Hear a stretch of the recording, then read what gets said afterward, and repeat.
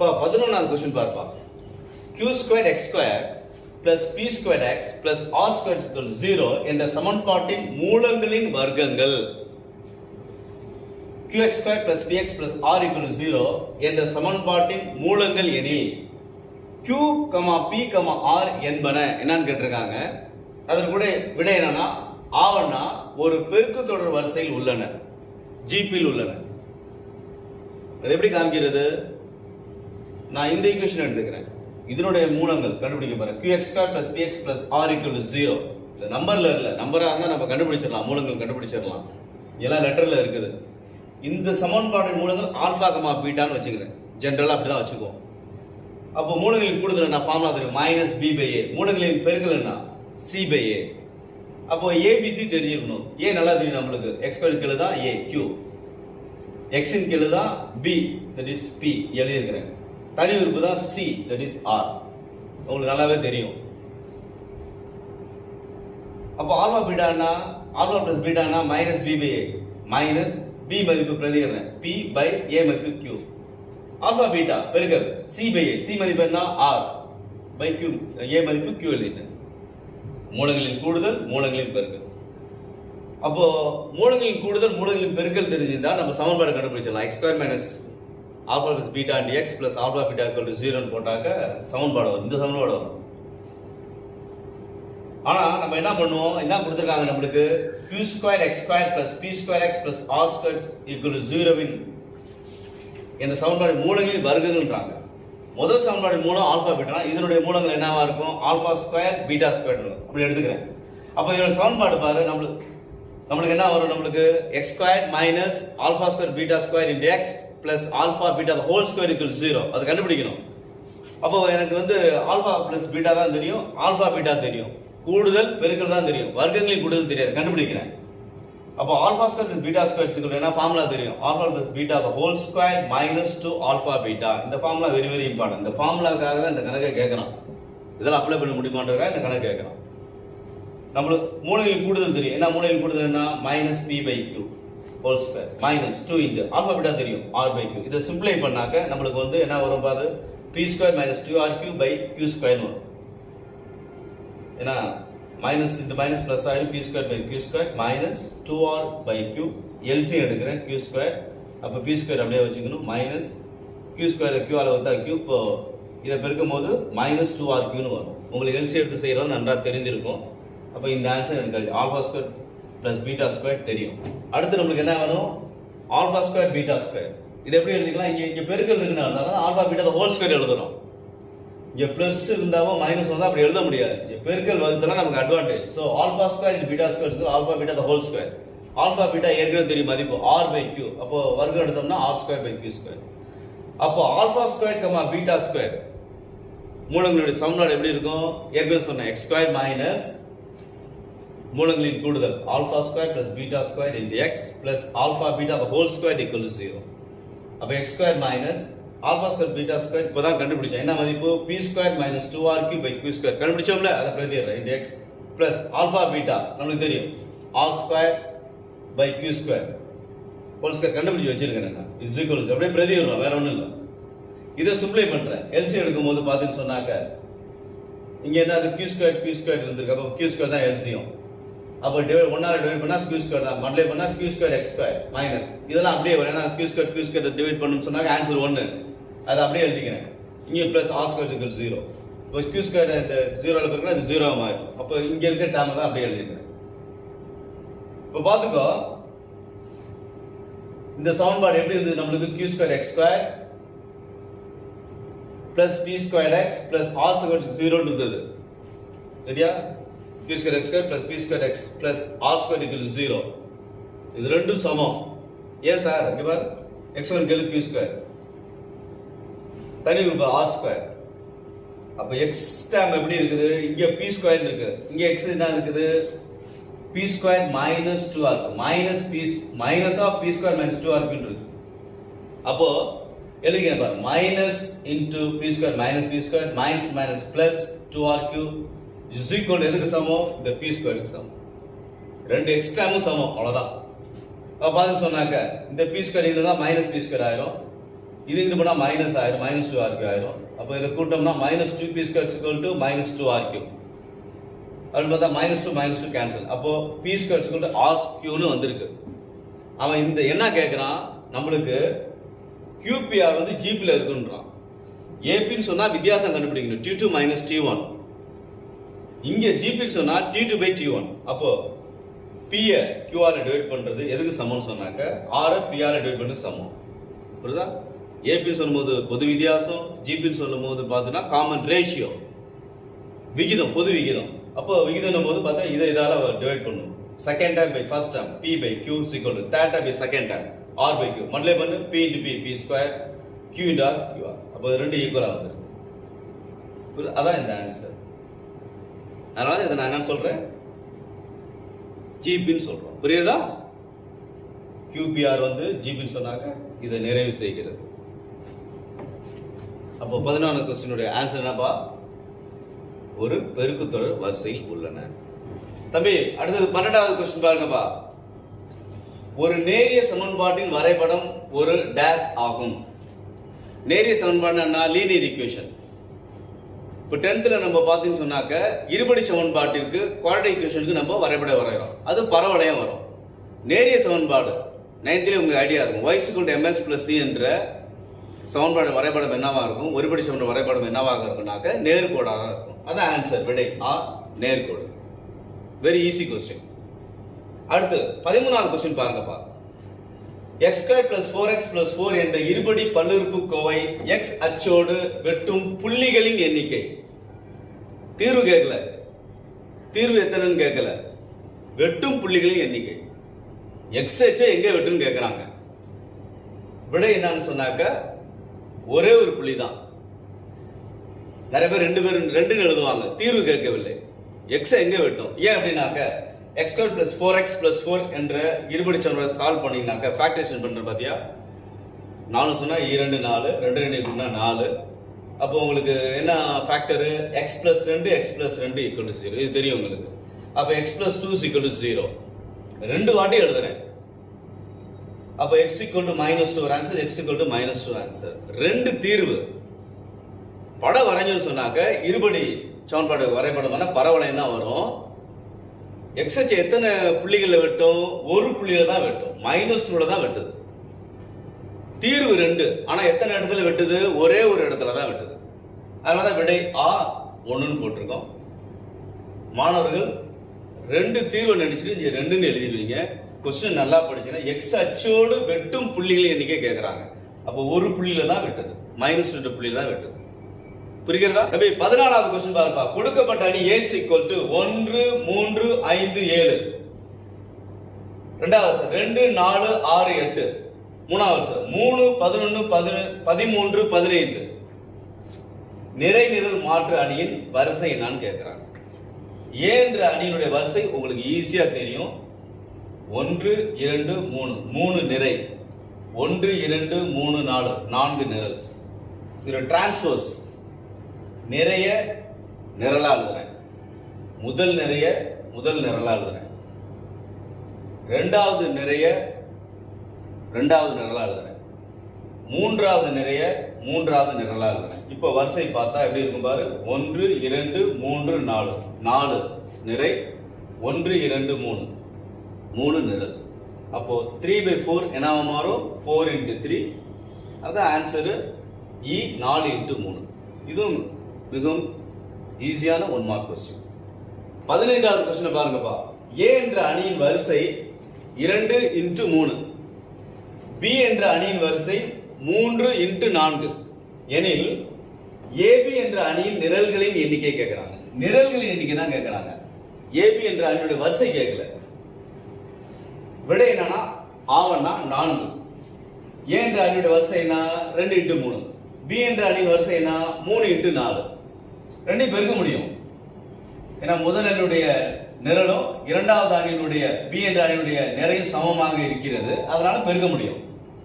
அப்போ result answer என்ன, A னுடைய வரிசை என்ன, 2 × 4. அவன் வரிசை கேட்கல, நிரல்களின் எண்ணிக்கை கேட்கறாங்க.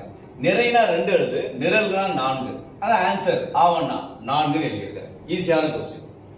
அடுத்து 16வது கொஸ்டின் பாருப்பா. நிரல்கள் மற்றும் நிறைகள் சம எண்ணிக்கையில் இல்லாத அணி. நல்லா கவனிங்க கொஸ்டின். சம எண்ணிக்கையில் இல்லாத அணின்றான். சம எண்ணிக்கை உடைய அணின்னு சொன்னாக்க சதுர அணியா மாறும். நிறைய நிரல் சமமா வருது. இல்லாத அணி என்னன்னு கேட்கிறாங்க. ஆன்சர் என்ன? ஆவண்ணா செவ்வக அணி. ஏன்னா செவ்வக அணி பாத்தீங்கன்னா நிறைய நிரல் சமமா இருக்குது. எடுத்துக்காட்டு பாரு. 1 2 3 4 5 6 2 நிறைகள் 3 நிரல்கள். இங்க சமம் இல்ல. 2 × 2 சதுர அணி, 3 × 3 சதுர அணி. அது அலகணியா இருக்கலாம், மூலைவிட்ட அணியா இருக்கலாம். ஆனா செவ்வக அணின்ற போது நிறைய நிரல் சமமாக இருக்காது. அதனாலதான் செவ்வக அணின்னு இதற்கு ஆன்சர். புரிகிறதா? அடுத்து வர 14வது கொஸ்டின். ஒரு நிரல் அணியின் ஒரு நிரல் அணின்றான். அப்ப நிரல் ஒன்னே ஒண்ணுதான். நிறை நிரல் மாற்று அணி என்னன்னு கேட்கிறாங்க. அதற்கு ஆன்சர்னா நிறை அணின்னு கொடுத்திருக்காங்க. எடுத்துக்காட்டு பாரு, அப்பதான் கிளியரா புரியும். A = 1 2 3 இந்த அணியினுடைய வரிசை என்னன்னு பாரு. 3 நிறை ஒரே ஒரு நிரல். ஏன் சார் இப்படி எழுதுனீங்க? இங்க ஒரு நிரல் அணின்னு சொல்லிட்டான். அப்போ 3 × 1 இதுவா சர்க்கிள் பண்ணிட்டு இருக்கிறேன். நிறை எத்தனை வேணாலும் இருக்கலாம், ஆனா நிரல் ஒண்ணுதான். இதனுடைய டிரான்ஸ்போஸ் கண்டுபிடிக்கணும். A transpose. அப்போ 1 2 3 என்ற ஒரு நிரல் ஆனது எப்படி எழுதும்? 1 2 3 ஒரு நிறையாக மாறும். அப்போ 3 × 1 என்ன மாறும்? 1 × 3. ஏன்னா ஒரு நிறை 3 நிரல். அப்போ இந்த அணி எப்படி சொல்லலாம்? நம்ம ஒரு நிறை அணின்னு சொல்லலாம். நிறை அணின்னு சொல்லலாம். நிறைனா ஒரே ஒரு நிறை தான் இருக்கும். நிரல்னா ஒரே ஒரு நிரல் தான் இருக்கும். அதான் ஆன்சர் நிறை. 18வது क्वेश्चन பார்ப்பா. 2x + 1 3 5 7 என்ற அணி = 5 7 9 5 என்ற அணிக்கு சமம் எனில் x ஐ காண்க அப்படின்னு கொடுத்திருக்காங்க. இதனுடைய விடை என்னன்னு சொன்னா ஆவண்ணா 2 2 2 -1. அதை செய்து காமிக்கிறோம். 2x + இந்த அணி கொடுக்கப்பட்ட அணி 1 3 5 7 = 5 7 9 5. 2x ஓட இந்த அணியை கூட்டினா இதான் ஆன்சர்ன்றான். x கண்டுபிடிக்கணும். 2x அப்படியே வச்சுக்கோ. அப்போ இந்த அணி அங்கிட்டு போகும்போது மைனஸா மாறும். குறி மாறும்ல. இங்க பிளஸ் இருக்கு, அங்க மைனஸா மாறும். அப்படியே எழுதிக்கிறேன். அப்ப 2x கழிக்கிறேன். 5 - 1 5ல 1 போனா எவ்வளோ? 4. 7 - 3 7ல 3 போனா எவ்வளோ? 4. 9 - 5 9ல 5 போனா 4. 5 - 7 இப்போ 5 - 7ன்ற போது -2. நான் 7ன்றது -7ஆ இருக்கிறதுனால பெரிய நம்பரோட குறியை போட்டு கழிச்சா 7ல 5 போனாக்க 2 தான் ஆன்சர். -2. எனக்கு எக்ஸ் தான் வேணும். இங்க 2x இருக்கு. அப்ப x போது இந்த அணியினுடைய ஒவ்வொரு உறுப்பையும் 2 ஆல் வகுக்க வேண்டும். அதான் வகுத்திருக்கு. 4/2 4/2 4/2 -2/2. அப்ப ஆன்சர் என்ன வருது? வகுக்கும் போது 2 4 இது 2 4 இது 2 4 இது 1 2 குறி போட்டுக்க -1. அப்போ 2 2 2 -1. அதான் ஆவண்ணா 2 2 2 -1. 19வது क्वेश्चन பாருப்பா. A = 1 2 3 4 5 6. B பாருப்பா. 1 2 3 4 5 6 7 8 9 ஆகிய அணிகளை கொண்டு எவ்வகை அணிகளை கணக்கிட முடியும்? 4 ஆப்ஷன் கொடுத்திருக்கான். ஃபர்ஸ்ட் ஆப்ஷன் என்னன்னா a² கண்டுபிடிக்க முடியுமா? ரெண்டாவது b² முடியுமா? 3 ab முடியுமா? 4 ba முடியுமான்னு செக் பண்ணணும். அப்படின்னா எது நம்ம சாத்தியம் அப்படின்னு சொல்லும் போது விடை என்னன்னா ரெண்டாவது ஆப்ஷன் b² கண்டுபிடிக்க முடியும். நாலாவது ஆப்ஷன் ba கண்டுபிடிக்க முடியும். a² முடியாது. a² என்ன? a × a. a உடைய வரிசை என்ன? 3 × 2. ஏன்னா 3 நிறை 2 நிரல். 3 × 2 3 × 2 பெருக்க முடியும்னு பார்த்தா முடியாது. முதலினுடைய நிரலும் இரண்டாவது நிறையும் சமமாக இல்லை. அதனால பெருக்க முடியாது. இன்டு போட்டேன். a² சாத்தியம் இல்லை. ரெண்டாவது b² முடியுமான்னு பார்க்கிறேன். b² b × b. b என்ற அணியின் வரிசை என்ன? அது ஸ்கொயர் மேட்ரிக்ஸ், சதுர அணி. 3 × 3. அப்போ பி ஸ்கொயர்னா பி இன்டு பி, பியுடைய வரிசை 3 இன்டு 3, இங்கேயும் 3 இன்டு 3 எழுதிக்கிறேன். நிச்சயம் இதை பெருக்க முடியும், செக் பண்ண தேவையில்லை. நிரல் வந்து சமமா இருக்கு, அதனால இதை பெருக்க முடியும், பி ஸ்கொயர் கண்டுபிடிக்க முடியும். மூணாவது ஆப்ஷன் ஏபி கண்டுபிடிக்க முடியுமான்னு பார்க்குறேன். ஏபினா ஏ இன்டு பி, ஏனுடைய வரிசை என்ன நம்மளுக்கு தெரியும், 3 இன்டு 2, 3 நிறை 2 நிரல். பியுடைய வரிசை சதுர அணி 3 இன்டு 3. அப்ப பார்த்தீங்கன்னாக்க முதலினுடைய முடிவு இரண்டாவது துவக்கமும் முதலினுடைய நிரலும் இரண்டாவது நிறையும் சமமாக இருக்கிறது. இருக்கா? இல்ல. அப்ப இதை பெருக்க முடியாது. நாலாவது ஆப்ஷன் பிஏ, பியுடைய வரிசைனா 3 இன்டு 3 சதுர அணி, ஏனுடைய வரிசைனா 3 இன்டு 2 ஏற்கனவே பார்த்துட்டோம். அப்ப பார்த்தீங்கன்னா முதலினுடைய நிரலும் இரண்டாவது நிறையும் சமமாக இருக்கிறதா? சமமாக இருக்கிறது. அப்ப எதெல்லாம் இதுல பாசிபிள், எதெல்லாம் கண்டுபிடிக்க முடியும்? ஏ ஸ்கொயர் முடியாது, பி ஸ்கொயர் ரெண்டாவது முடியும், ஏபி கண்டுபிடிக்க முடியாது, பிஏ கண்டுபிடிக்க முடியும். அப்ப 2 4 தான் கண்டுபிடிக்க முடியும். அதை ஈனா ரெண்டாவது ஆப்ஷன், நாலாவது ஆப்ஷன் மட்டும். 20வது கொஸ்டின் பார்ப்பா, கடைசி வினா. ஏ ஈக்குவல் டு 1 2 3 3 2 1. இப்போ இதனுடைய வரிசை பார்த்தீங்கன்னா 2 இன்டு 3. B equal to 1 0 2 -1 0 2. இதனுடைய வரிசை பார்த்தீங்கன்னா 3 இன்டு 2. மற்றும் சி ஈக்குவல் டு 0 1 -2 5. இது ஸ்கொயர் மைனஸ் 2 இன்டு 2. பின்வருவனவற்றை எவை சரி அப்படின்னு கேட்கிறான். இப்போ இதற்குரிய ஆன்சர் பார்த்தீங்கன்னா ஆமாண்ணா 1 மற்றும் 2. ஏபியை பெருக்கி சின்ற அணியோட கூட்டினா ஆன்சர் 5 5 5 5ன்னு வரணும்பா. ஏன்ற அணியை எழுதிக்கிட்டேன் 1 2 3 3 2 1. பின்ற அணியை எழுதிக்கிறேன் 1 0 2 -1 0 2. கூட்டல் சின்ற அணியை எழுதிக்கிறேன் 0 1 -2 5. ஏபியை பெருக்கிறேன். ஏபி பெருக்க முடியுமா? நிச்சயம் பெருக்க முடியும். ஏன்ற அணியின் வரிசை என்ன வரும்? 2 இன்டு 3. பி எவ்வளோ? 3 இன்டு 2. இதனுடைய நிரலும் இதனுடைய நிறையும் சமமா இருக்கிறது, அதனால நம்ம பெருக்க முடியும். இது நன்றாக உங்களுக்கு தெரியும். பெருக்கிறேன் பாரு.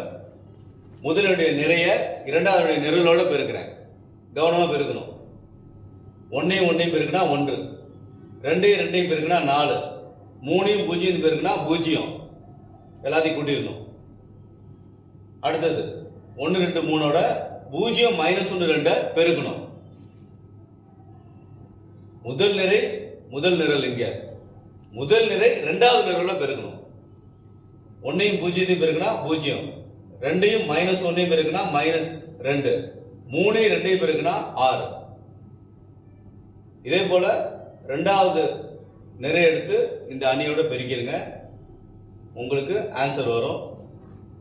வரக்கூடிய ஆன்சர் என்னன்னு சொன்னா உங்களுக்கு 5 4 7 0. எப்படி? 4 1 கூட்டினா 5, -2 6 கூட்டினா 4, 3 4 கூட்டினா 7, -2 +2 பார்த்தீங்கன்னா 0. அப்ப இந்த அணி அப்படியே எழுதிக்கிறேன். 0 1 -2 5 எழுதி 2 கூட்டுறேன். 5 5 கூட்டல் 0 5 தான். 4 1 கூட்டினா 5, 7ல -2 போயிடுச்சுன்னா 5, 0வையும் 5 கூட்டினா 5. அப்போ எனக்கு வந்து இது சாத்தியமாகுது. எது சாத்தியமாகிறது?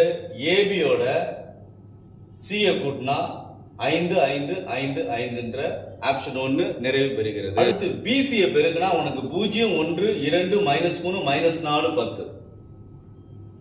இப்போ பின்ற அணி எழுதிக்கிறேன். 1 0 2 -1 0 2. இதனுடைய வரிசை 3 இன்டு 2, 3 நிறை 2 நிரல். சின்ற அணி 0 1 -2 5. இதனுடைய வரிசை 2 இன்டு 2.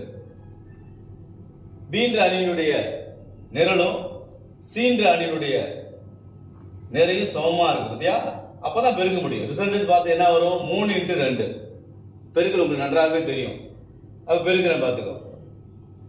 1ஐயும் 0 பெருக்கினா 0, 0வையும் -2 பெருக்கினா 0. இதை பெருக்கிட்டேன். முதல் நிறை எடுத்துக்கிட்டு முதல் நிரலோட பெருக்கிட்டேன். இன்னும் முடியல, ஏன்னா ரெண்டாவது நிரல் இருக்கு. அப்போ இந்த நிரல் நிறை எடுத்துக்கோ. 1 0த்தை 1 5ஆல பெருக்கணும். 1ஐயும் 1ஐயும் பெருக்கினா 1, 0ஐயும் 5ஐயும் பெருக்கினா 0 தான். அதே போல மற்ற எல்லாத்தையும் பெருக்கிருங்க. பெருக்கல் உங்களுக்கு நன்றாக தெரியும்.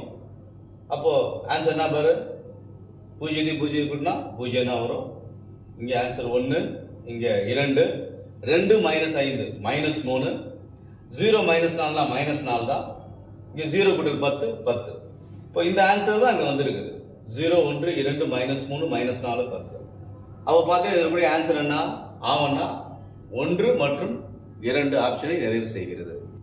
அன்பார்ந்த மாணவர்களே, இதுவரை நாம் 10ஆம் வகுப்பு கணித பாடத்தில் 3வது பாடமாகிய இயற்கணிதத்திற்கான பலவுள் தெரிவுனாக்களை நன்கு கற்றறிந்திருக்கின்றோம்.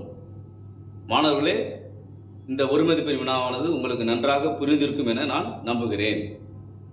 இந்த காணொளி காட்சியின் கீழாக டிஸ்கிரிப்ஷனில் கூகுள் ஃபார்ம் வடிவில் ஒரு மதிப்பெண் வினாவானது கொடுக்கப்பட்டிருக்கும்.